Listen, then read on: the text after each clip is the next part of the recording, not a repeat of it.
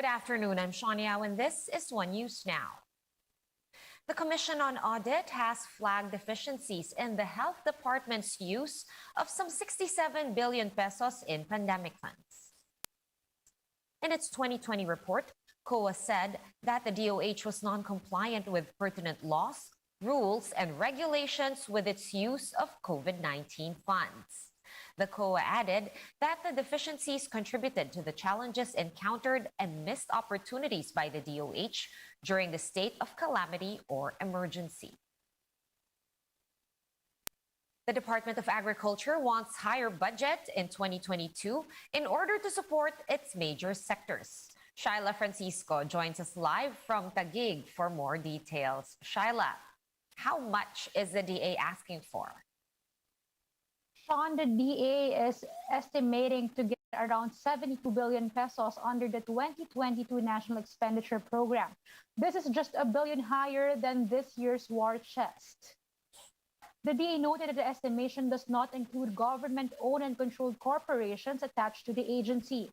Recall that the DA had asked for a 250 billion peso budget for 2022 as they hoped that the sector could be afforded a long-delayed financial support. In a forum organized by the Economic Journalists Association of the Philippines, Agriculture Secretary William Dar said the agency will negotiate its budget during the deliberations in Congress. Dar insisted that investing in the agriculture sector is worth it as it will likely result in a higher output. The secretary cited rice as an example, which is a budgetary support from government agencies amounting to 79 billion pesos. As of last year, the country logged the highest rice production at 19 million metric tons. The government is hoping to produce 1 million metric tons more this year. The DA is banking on the crop sector to push the agriculture sector's growth for the rest of the year. In the second quarter, the sector's output shrank to 1.5%, but Dar said they're keeping the 2% growth target this year. Meanwhile, the agency clarified that there's no plan yet to lower tariffs on corn imports. Dar said that a technical working group has been created, but noted that the tariff won't be lowered unless the local corn industry is significantly rebuilt. Sean, the DA has also confirmed the government's plan to import fish to cover the supply gap as the fishing season will be closed starting October. The DA is just awaiting for BFAR's recommendation on the import volume, which will be out by next week. Sean? Thank you so much for that update. That was Shyla Francisco joining us live from Taguig. Thanks, Shyla. In other news, the Health Department in Central Visayas says that quarantine fatigue may have largely contributed to the rise in COVID-19 cases in the region, particularly in Cebu City. In today's Laging Handa briefing, DOH Region 7 Chief Pathologist Dr. Mary Jean Loreche said many residents have grown tired of following quarantine protocols. Loreche reminded the public that getting fully vaccinated against COVID-19 is not licensed to hold or attend mass gatherings. Health officials have yet to confirm if there is already community transmission of the highly infectious Delta COVID variant in Cebu City.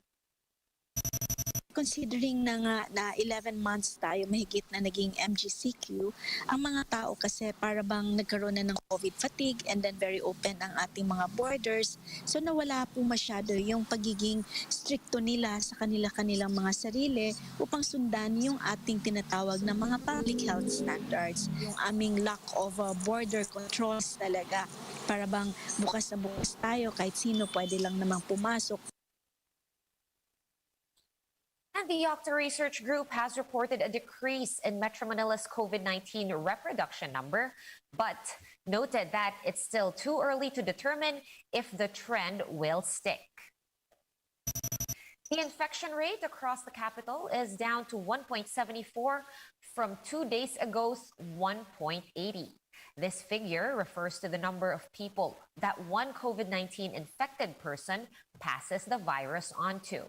Meanwhile, Octo warned that ICU occupancy in the NCR could hit 70% before mid-August. ICU beds in the region are now 67% occupied, while hospital bed utilization is currently at 57%. We'll have more stories after this quick break. Keep it here.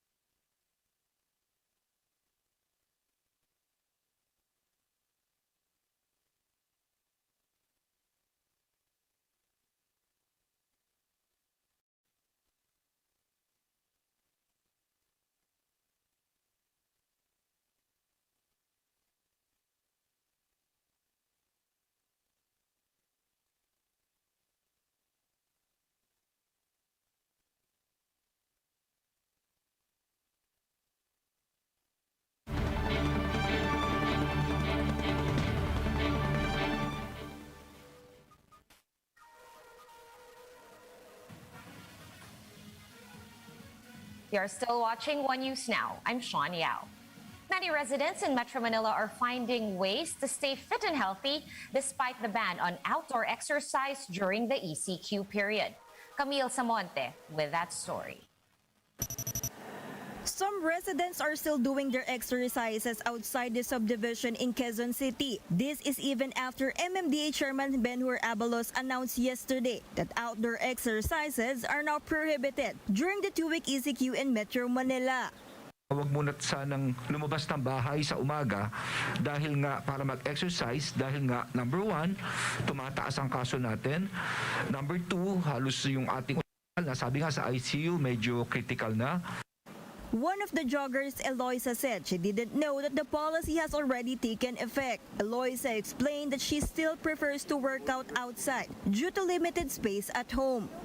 Siyempre, kailangan na exercise din, proper breathing, tsaka yung activity talaga outside. Kasi sa bahay, limited lang talaga eh.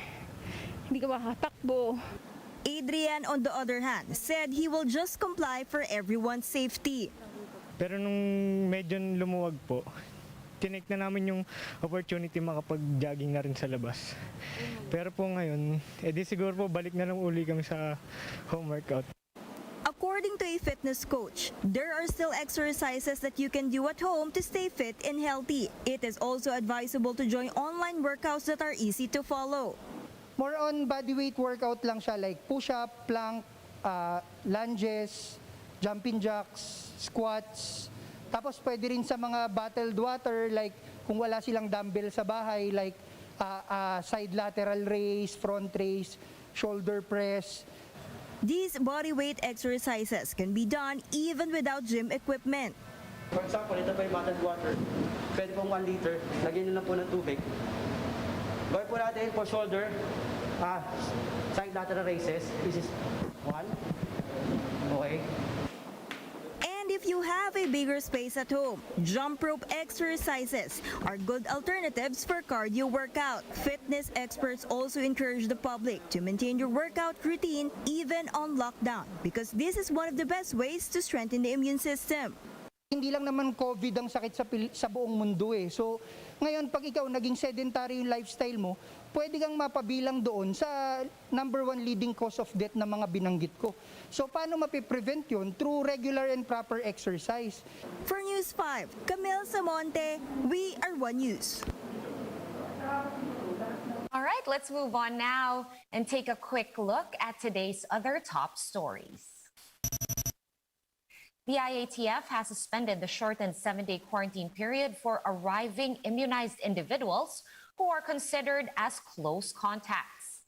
They will now have to undergo 14 days of facility-based quarantine in a bid to mitigate the further spread of COVID-19 variants. The distribution of ECQ cash aid or ayuda has started across Metro Manila. The Health Department called on local governments to ensure that payouts are organized. It also urged residents to follow safety protocols, to bring alcohol and sanitize immediately when they get home.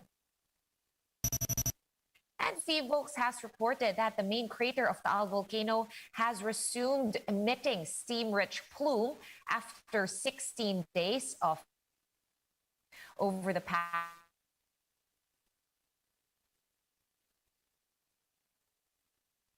hours.